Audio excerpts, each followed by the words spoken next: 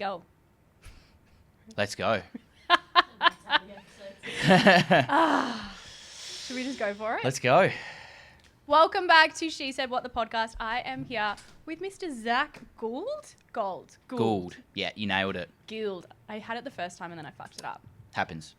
It's fine. You got to trust yourself. I know. I should have just trusted myself initially. How are you? I'm great. I'm better now after that breath work. I just spent the last... I don't even know. What's that road out there? Couldn't tell you. Not good with directions. Okay. Anyway, main road in North Melbourne, full of traffic, and I was just like... I could just feel my heart rate just increasing. I could feel my stress response taking over because I was looking at the time and I'm like, I'm booked in for 11:30 and I'm not going to make it, and I hate being late. I hate it. And then we got in, we lit some incense. we set the vibe. We sniffed the Thai herbs and we did some breath work, and now I feel good. So thank you for asking. I'm great. How are you? I'm great. I'm great too. I didn't get stuck in traffic.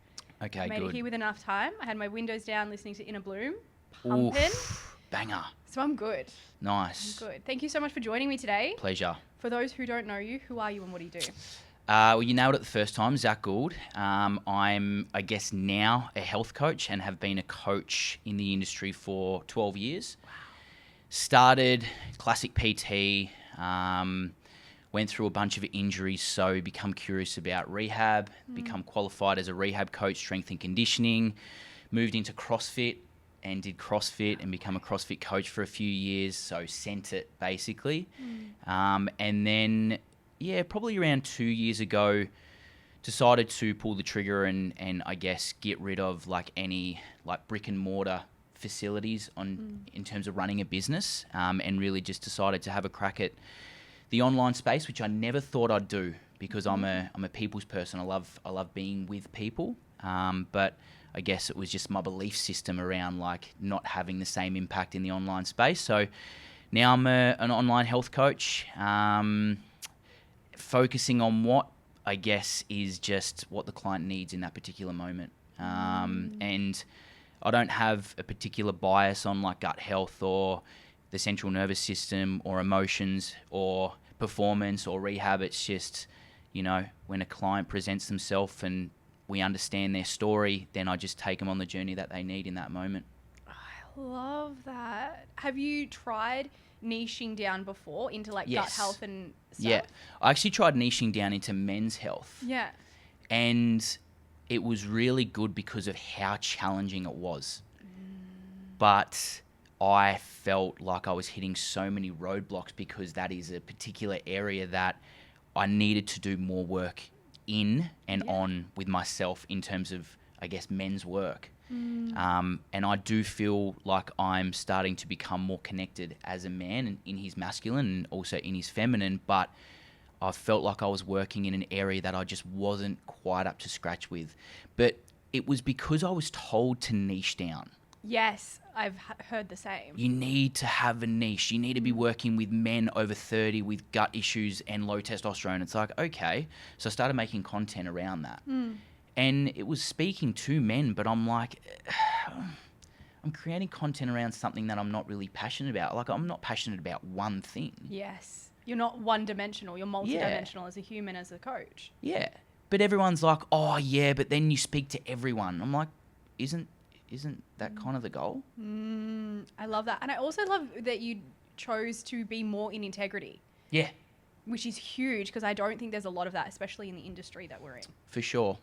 And I guess like right now in this particular moment, like gut health is huge. It's a trend. It's a trend. It's supplements. It's biohacks. It's, elimination diets. And it's like, that's cool, but like it goes so much deeper than that. Yeah.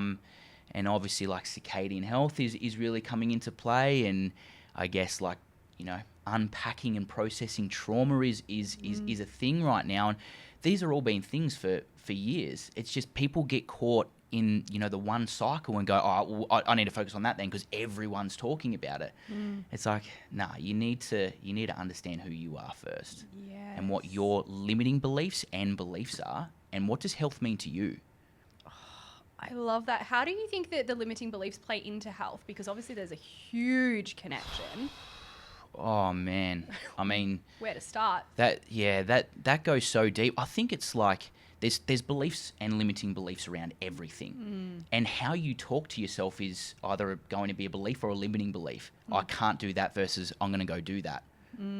So I think it all comes down to the language that you're using and the connection that you have to yourself. And so when I have conversations with clients, I already know what state they're in by the language that they're using in the conversation, whether it's very like limiting or whether it's very like empowering in terms of like, I really want to go there versus I don't reckon I can get there. Yeah. Okay, cool. So then it's about understanding just the language that they're using to themselves and the connection they have within themselves. Then we can start to understand what their limiting beliefs and beliefs are. And I think it's all around, again, like how do you speak to yourself?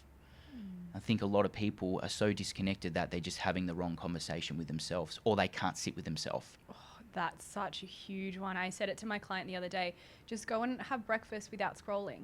And she was like, what do I do? Could not be alone with her own thoughts. Yeah, it's crazy. And I think for a lot of people, and I recently just had Jo Rushton on our podcast. I don't know if you know her. No. Absolute queen. I need to listen. And I took a really interesting point where she said if people feel so disconnected that they can't sit with their own thoughts for 30 seconds to 2 minutes, habit stack it with something that isn't distracting, like a low dopamine thing would be, like your phone or TV or Netflix, and distract yourself in nature. And so, like, rather than trying to sit and meditate with your own thoughts and being like, what am I meant to be thinking? Oh my God, I'm so distracted. Go for a walk along the beach. Listen to the waves. Listen to the birds chirp. So you're thinking about the sounds and the elements around you, but you're also connecting in with yourself. So for a lot of people, you've got to understand, well, where's their starting point? If they can't sit with themselves for 30 seconds, maybe do some yin yoga. So you're moving and you're flowing and you're stretching and you're thinking about how your body feels, but you're also connecting to yourself at the same time because there are thoughts coming in. But if there are thoughts coming in and you're so isolated in that particular moment in that space and it's too much, then you need to start with something that is just going to allow you to bring yourself to that moment eventually, and that's where the deeper work will start. But that's why I love nature. Yes. Because nature is so imperfect that it's perfect. It's always changing. The beach never looks the same from one day to another. The forest never looks the same. But it's that way for a reason. I've heard that saying, it's like you never stand in the same river twice. Exactly. Like it's always forever changing, and you could go sit in a park and you could see so many different things if you let yourself. And then there's also the health benefits as well of like being surrounded by nature. Of course. Not even to do with your mind. For sure.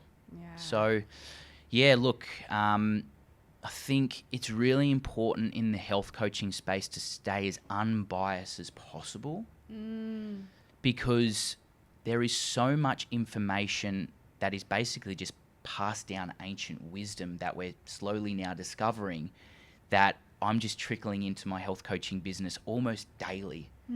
So I learn something and then I implement that into my business, and then I have breakdowns or breakthroughs with people. Yeah. And it might be because of, you know, we're opening up the lymphatic system, or we're doing some breath work, or we're grounding, or we're, you know, connecting with self, or we're eating seasonal foods. There's so much to it.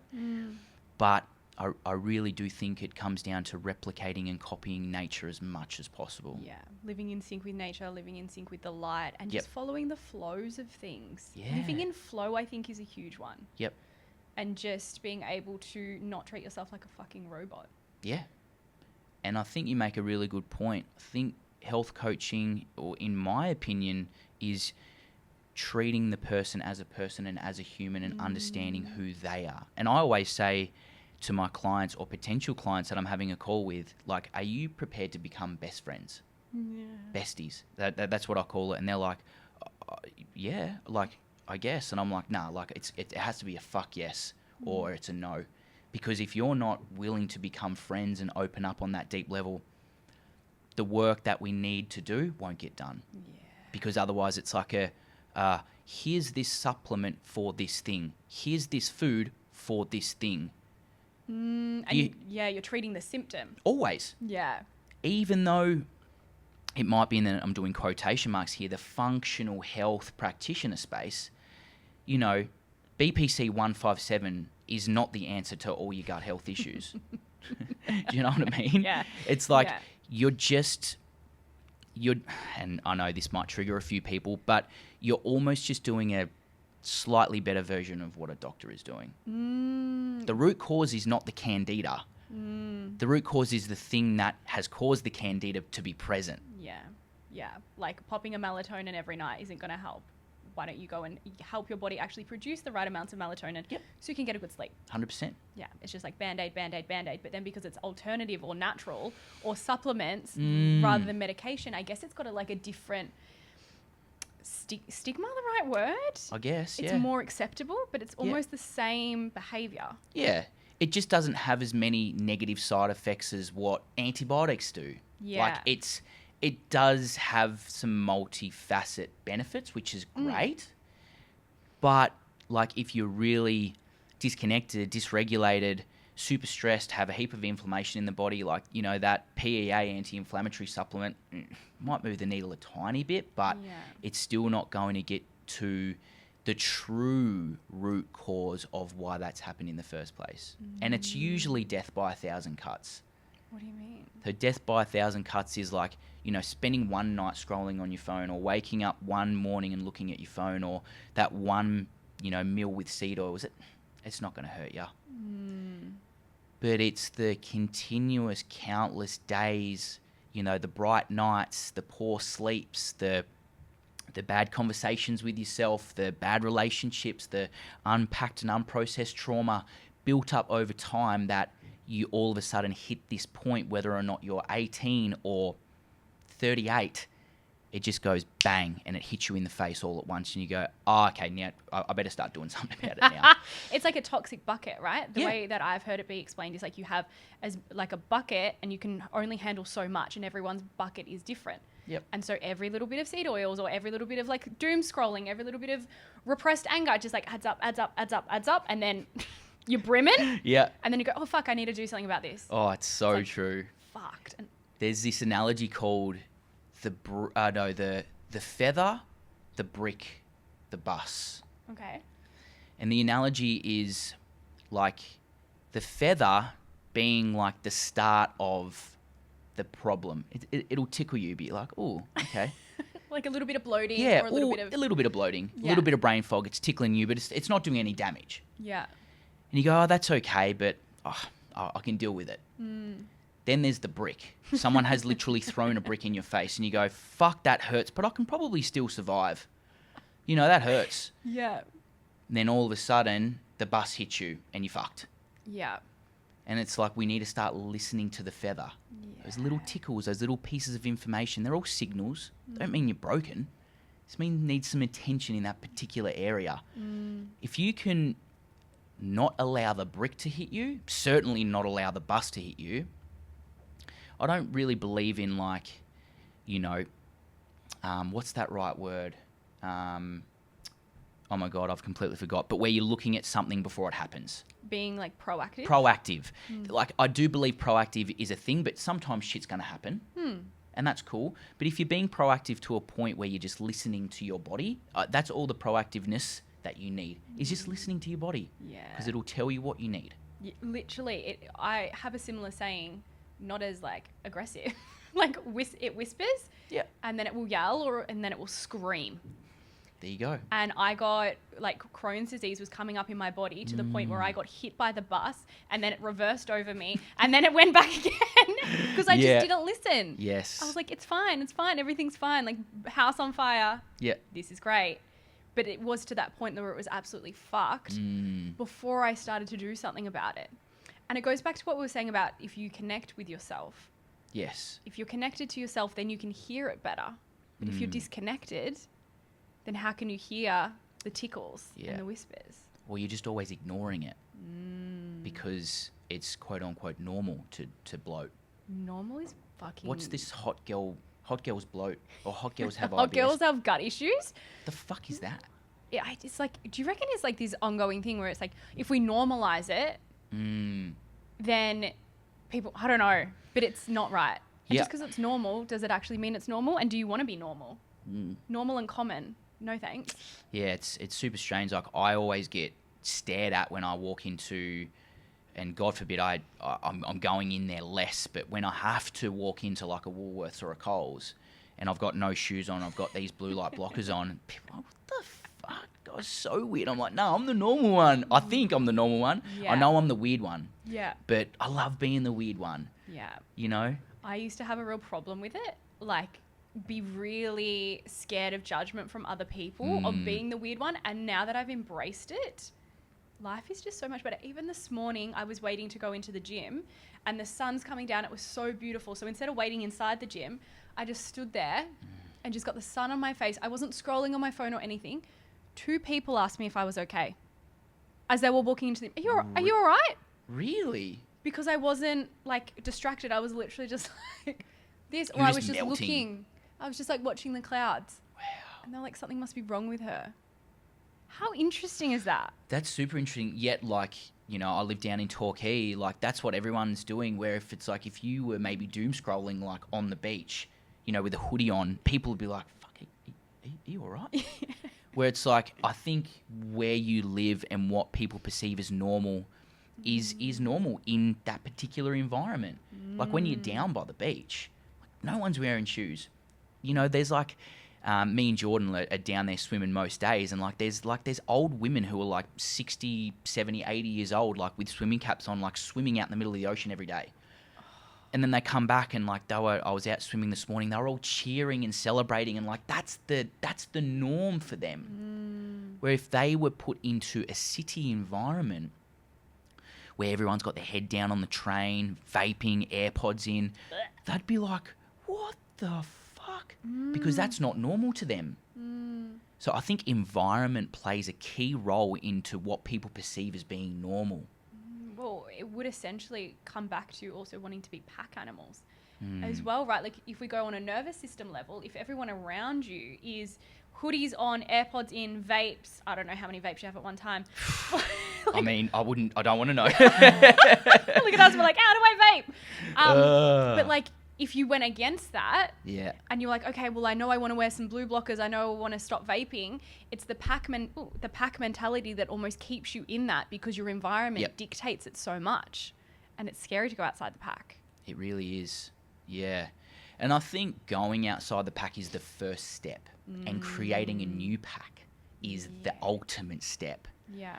You know, and if we speak about the law of attraction, and you are the first person to break the mold and, you know, start your own new trend, and all of a sudden the people that you need and want around you will eventually be attracted to you, because you attract what you need and what you want.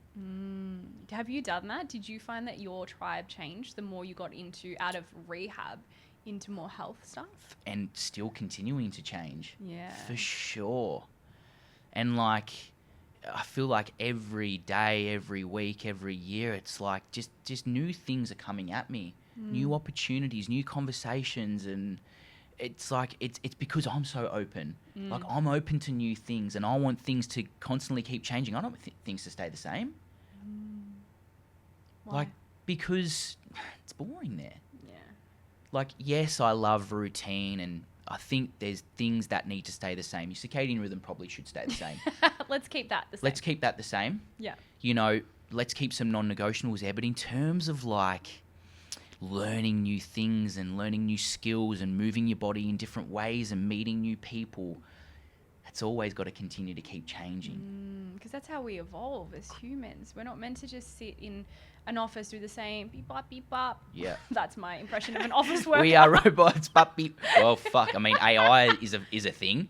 Yes. You know, so yeah, look, I think traveling for me, and I know you're a traveler as well, it's like that just opens so many opportunities.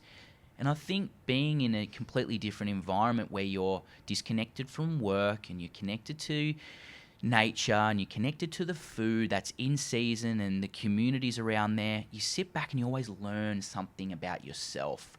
Absolutely. Well, your environment isn't telling you who you need to be. That's why people grow so much when they travel, right? Because you're getting feedback from your environment, from your routines, from your bedroom, from everything, going, this is who you are, this is who you are. Yep. So you remove that and you travel and you go, I don't know who I am right now, and I get to decide who I am. Exactly. And I think this is why a lot of people's health roadblocks that they're currently facing just seem to magically disappear when they go on holiday. Why is that? They're eating more gluten, they're eating more seed oils, they're drinking more alcohol, they're probably having a few ciggies, but their skin clears up, brain fog clears up, connection to self is better. Why? Because you don't have the stress of work. You don't need to be anywhere. There's no your friends are at home, so you're like, you don't have to show up. You don't have to. You can just be. You can just be. And usually it's in an environment that is allowing you to heal. Feet on the earth, in the ocean every single day, watching the sun come up, going to bed when it's dark because you're absolutely tired from being out in nature all day. It's like, but you're having a few glasses of wine and some, gluten of a night time in Italy, but all of your health issues are going away. It's like, I think the health thing goes a little bit deeper than elimination diets and supplements. Absolutely, because you see it with people all the time, and then they come back, especially to Melbourne, and they're like, fuck, and you realize it, because I've been in and out of Bali, and I feel like I can live such a different life and eat so many different things and treat my body so differently to living here. Even if my diet stays the same, even if I can handle more caffeine over there, I can just live differently, but my body reacts so differently compared to the two places. And what do you think that is for you? For me, I think it's a light environment. Yeah. Plays a big part. And especially in winter in Melbourne, I work more because my idea of relaxing is going to the beach and just vegging out in the sun. So it's huge for me. I know it's definitely a light environment thing. What do you think it is? Yeah, I think that plays a massive role. I think for me, when I was recently in Europe, I think for me it's just living like humans should live. It's not that hard. You wake up, you watch the sun, which is, again, your light environment. You got your feet on the earth, you're going into the ocean, and then, you're going out and eating local seasonal food. Yeah. And you're connecting with a lot of people because, people in Europe are you don't see people sitting on their phone when they're out for dinner. You see people having conversations and having dinner for 2 hours. They'll have a little piece of this food, put their knife and fork down, chew it, and have a conversation. How are you? How are you really? Yeah. What's going on? Yeah. And then they'll pick up another bit of food. And next thing you know, it's they've taken 2 hours to eat dinner, but they've celebrated that moment. Connecting with their tribe and their community. Not connecting through TikTok and Instagram, just tagging people in what you think would be funny. It's unfortunately, I've still got relationships now, and I want them to stay, but all the relationship is you're just tagging something funny on Instagram, and that's all the relationship is. Sad. It is. So I think we really just need to get back to a simple way of living. Now, people are going to argue, yeah, but Zach, I've got bills to pay. Yeah, but Zach, I've got da-da-da. But Zach, I've got this. And I go, it doesn't have to look perfect because we're not perfect. But try some things. Do you really need to be going to F45 at 5 a.m. every single morning? Probably not. No. But you need to get out of your bed and watch the sun come up and just, think about what your day's going to look like. What would you say to someone who argues that, though? And go, yeah, but that's the only time I can train. That's the only time you can train? I'd be like, well, what does training mean to you? What do you want from training? Oh, well, I need to do it, I guess. It kind of makes me feel good. But my body composition hasn't changed, and I do feel pretty stressed. And, okay, cool. Then find out what training means to you. Because at the end of the day, the gym is designed to make life better. You don't need to be getting better at the gym. Oh, that's a mic drop and a half. If you're thinking about getting better at the gym, your intention's wrong. You need to think about, how can I improve my life outside the gym? So when, Cheryl from work goes, hey, do you want to go on a hike this weekend? You go, yeah, I do want to do that because the gym is allowing me to do that because my knees are good, my hips are good, I'm pretty fit, I'm well conditioned.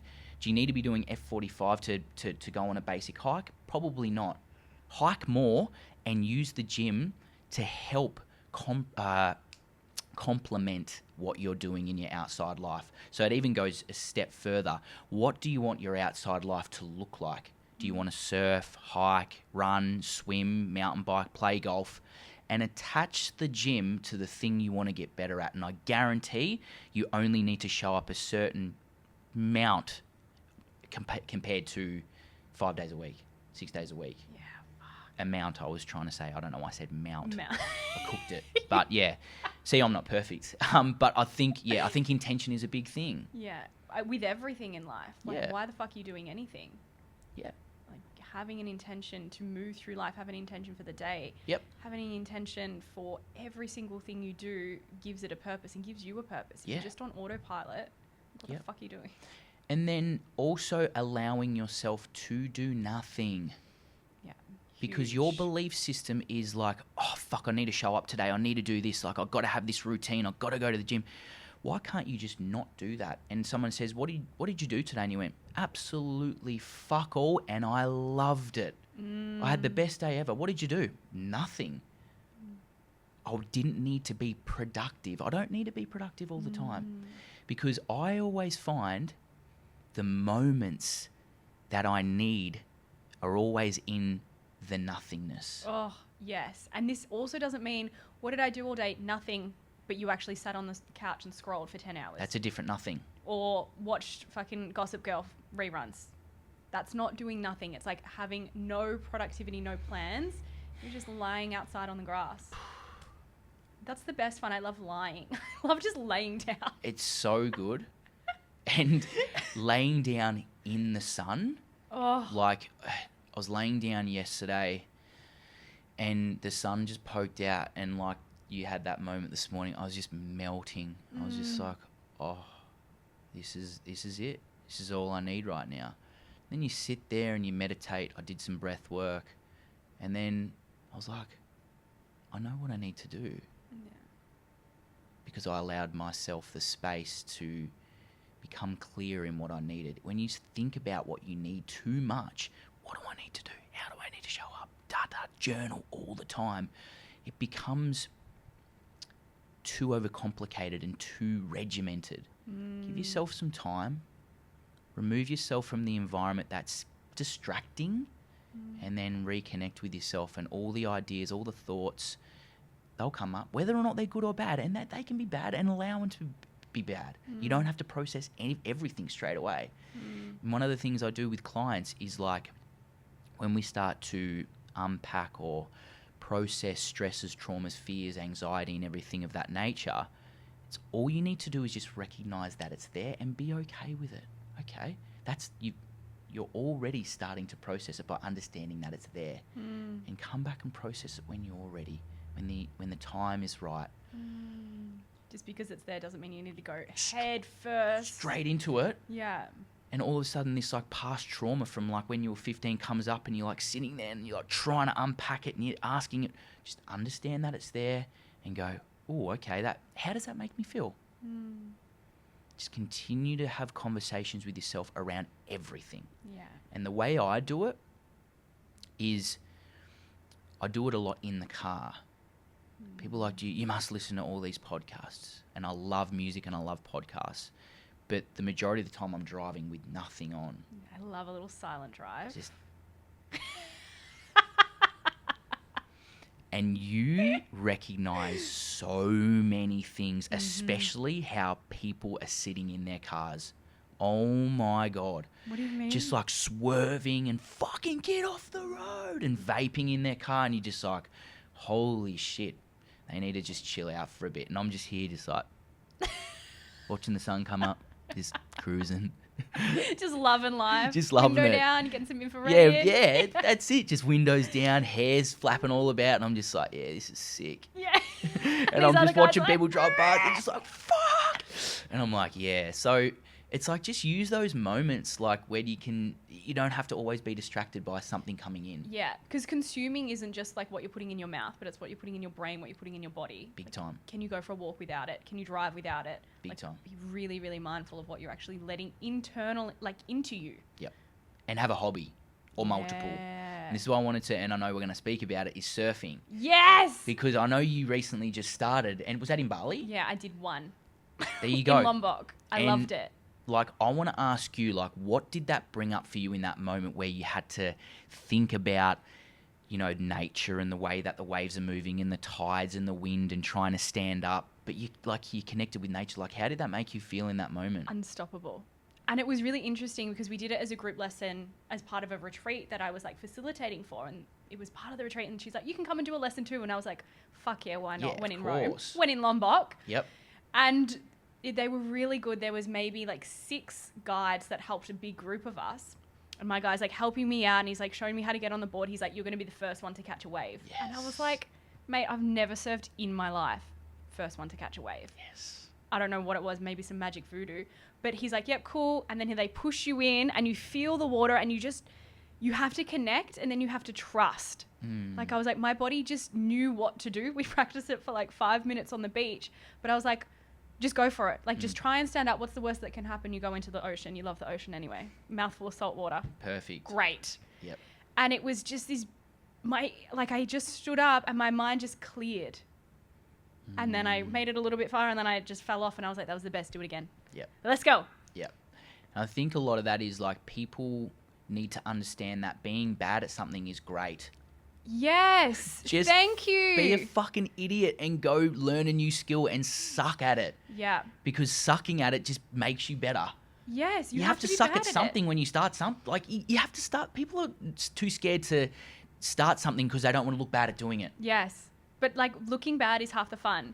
I want to come back to surfing, but me and my friend played no rules tennis the other weekend, where we hired a tennis court for an hour, a few balls, and we were like, no rules. And it was just like ricocheting off things. Yes. It was going into the other courts. They would throw it back. We're like, play on. And there was like, it was barbaric. Yes. We weren't trying to be good. We were just in it for a lull. Oh, I love that so much. And it was so much fun. And we're seeing the other people in the other tennis courts going, that was out. That was fault. And we're like, we don't even know what the fuck we're doing. Love it. It was so much fun. But come back to surfing. Yeah, surfing. It's like, for me, it's like my thing that is an escape from reality, but also connecting with what reality truly means to me, like a real thing.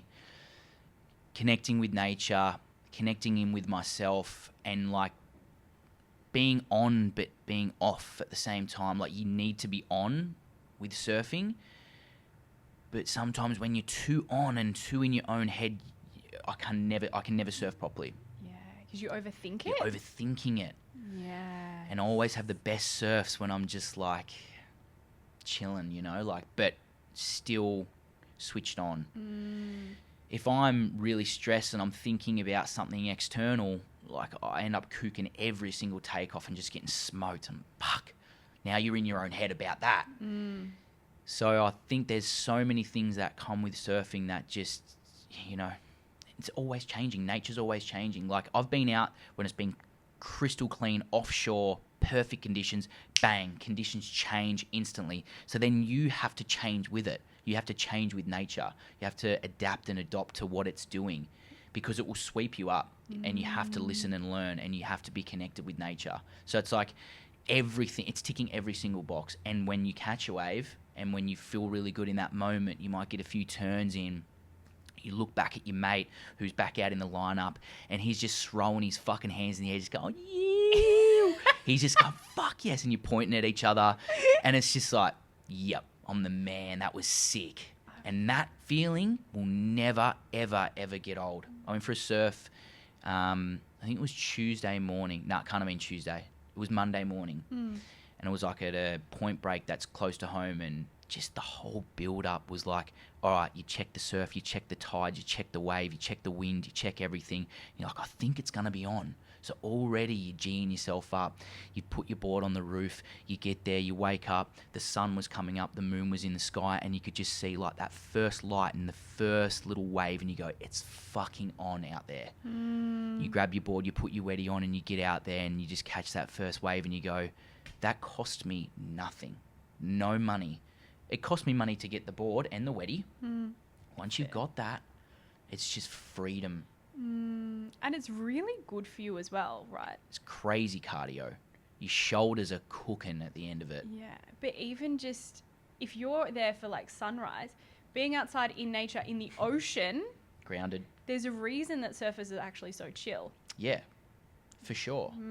I think like the majority of surfers are chill, but you know, when you start to come into really heavily populated locations where there's not much surf and there's particular areas, then you have that locals mentality. Get the fuck off my wave.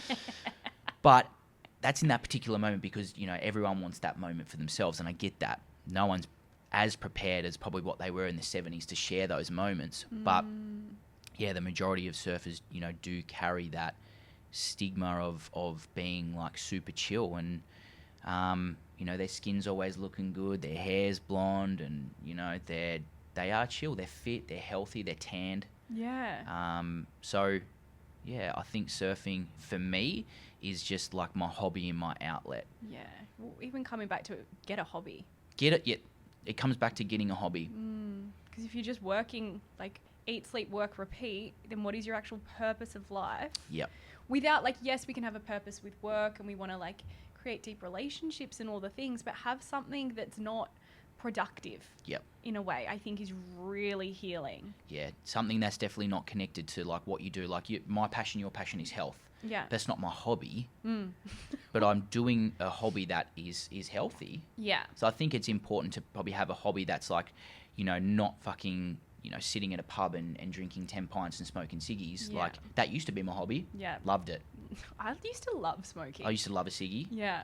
And I used to love drugs. Yeah. Same. I used to love partying. I used Yeah. to go to Strawberry, Rainbow, and Yeah. absolutely send it. Yeah. And that, for me, was because, like, I didn't have the purpose and the hobbies that I do now. And now I don't have the want to do those other things because that's not my identity. That's not who I am.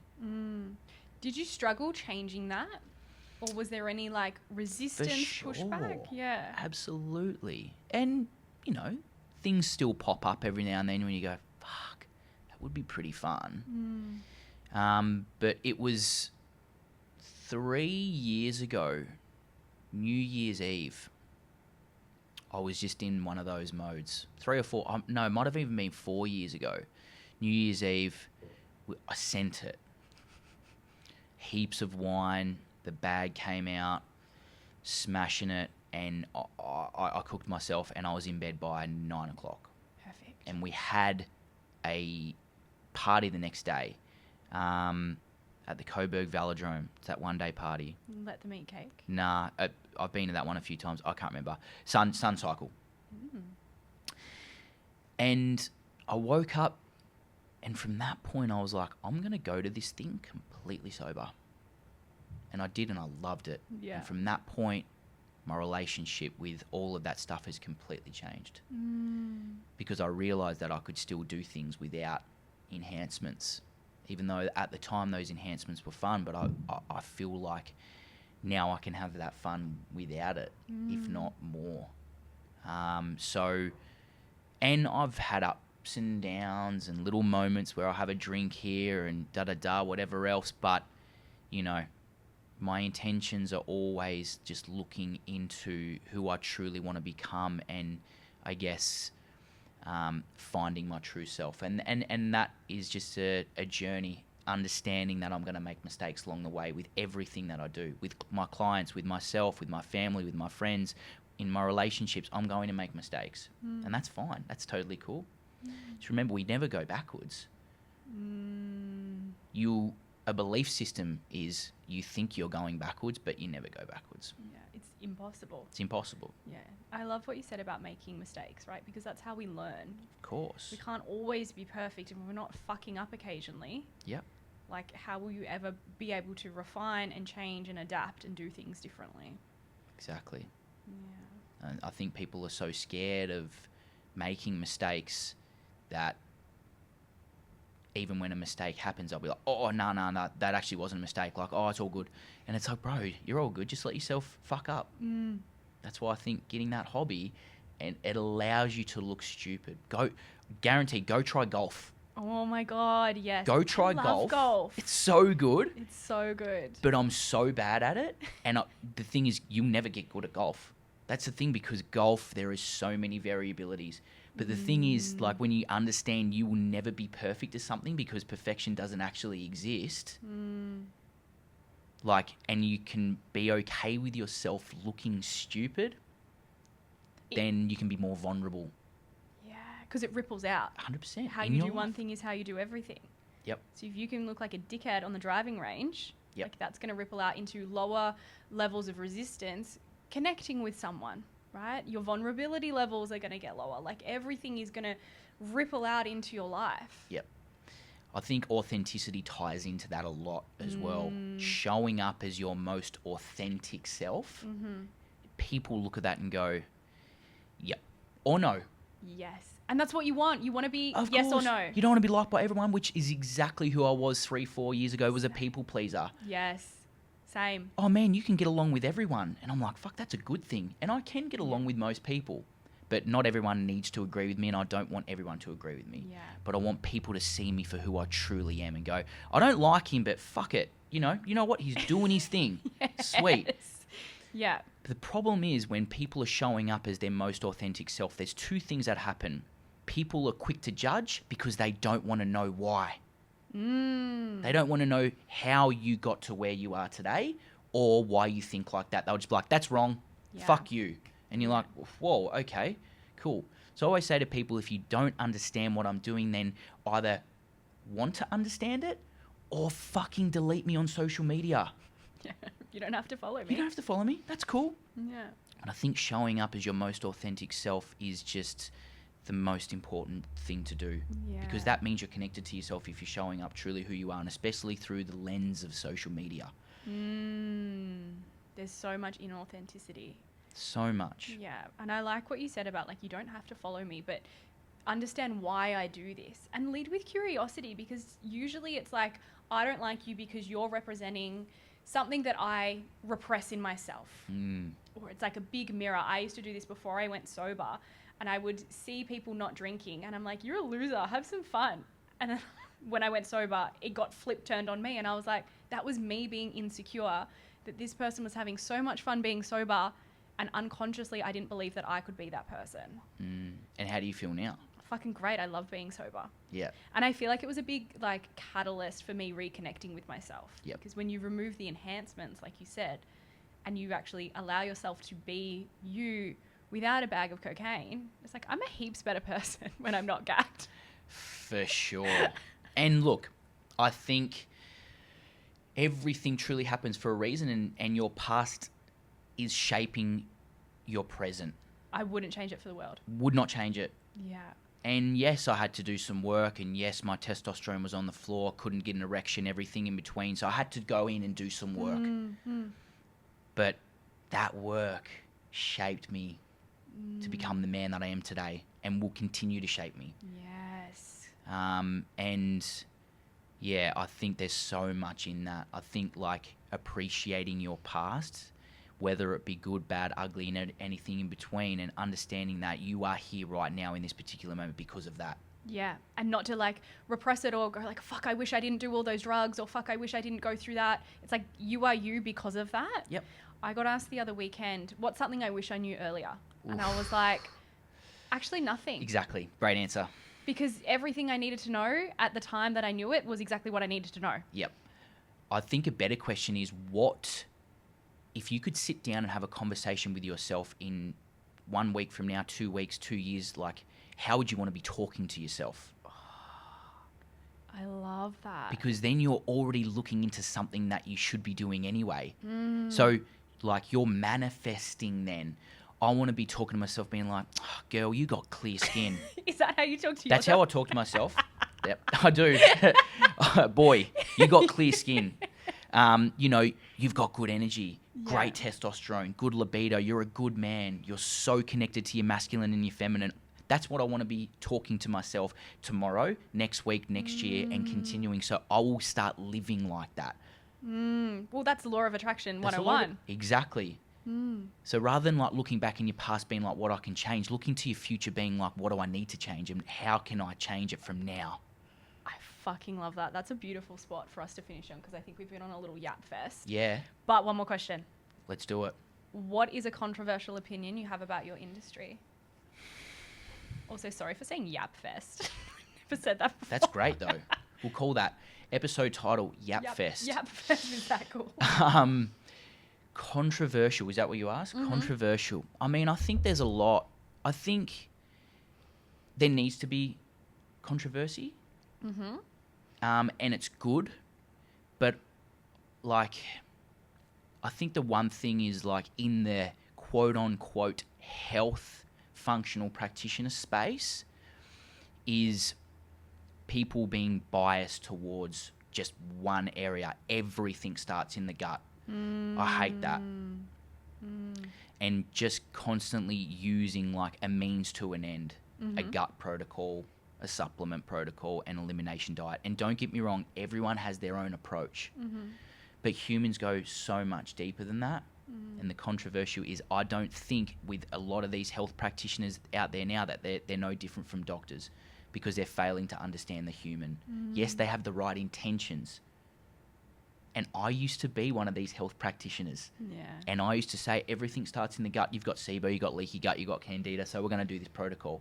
It's going to cost you about $6,000 worth of supplements. You cool with that? Oh, yeah, if it's going to make me heal, yeah, of course it will. And now I'm just like so against that. Interesting. So against it. Well, it's like I was listening to your podcast with Dr. Perry. Yes. Who is a lymphatic system. Yep. But he says there's no such thing as an isolated injury. And I think that that's essentially what you're saying as well. Yep. Like you can't just go, it's all in the gut. It's all in this. It's like your body doesn't isolate things. If it affects one thing, it affects everything. Yep. And I think coaches need to open up and integrate with other practitioners when they don't know something. Yes. Like I, you know Jordan really well. Like me and Jordan connect on everything. Jack Schroeder's another one of my really close friends. Yes. You know, we talk once or twice a week. I jump on a call being like, hey, I've got this client. They're going through this. I know, and I need your help because I don't know everything. Not trying to keep all these clients to yourself and this scarcity mindset. I need to keep all this information to myself. Yeah. Like, share and be vulnerable and, be vulnerable on the camera and say, I actually don't know this. Can someone help me? Because that's the whole thing. We go, I'll keep all this and like make sure everyone thinks I'm perfect and keep all these clients. And then is it actually about the client or is it about you? Is it about you making money and getting kickback off the supplements that you're selling? Yeah. So it's like, okay. Good intentions, I think, but got to go a lot deeper than just looking at one particular area. Yes. So be unbiased to everything and be open-minded with everything. And focus on the whole human. Focus on the human, understand who they are, understand their story, connect with them, make them feel safe. Ultimately, the body is trying to find safety. If it can't feel safe, it cannot heal. Yeah. It's out of harmony. That's all that's everything is your body going like, excuse me, something's wrong. Yes, I need help over here, please. Please pay attention to me. Yeah, exactly. So, yeah, I think this health game is just constantly opening up to new doors and new avenues, and I'm always prepared to have my mind blown, and I'm always prepared to be wrong. I love being wrong. Yes. Because I'm like, really? Fuck, that's true. Yeah, okay. All right, cool. I fucked up, and that's okay. And I'll be vulnerable to my clients. Hey, we tried this thing, but it turns out I was wrong. Yeah. Turns out you actually probably need this. Be vulnerable with your clients if you're a health coach working with them. You don't know everything. I don't know. Do you know everything? No, definitely not. I know nothing. But all you need to know is more than the person sitting in front of you. You don't have to tell them, you need this, you need this. You've got leaky gut. You've got SIBO. And they're going, what the fuck is that? You go, cool, we've got some work to do. But we're going to take you from here to over here. And that over here is where you truly want to be. But I'm not going to tell you what's wrong with you. It's going to say, hey, there's some dysfunctions, some things going on, but this is our starting point. I love that. I love that so much. If people want to connect with you, where can they find you? The old Instagramos, which is Coach Zak Goold.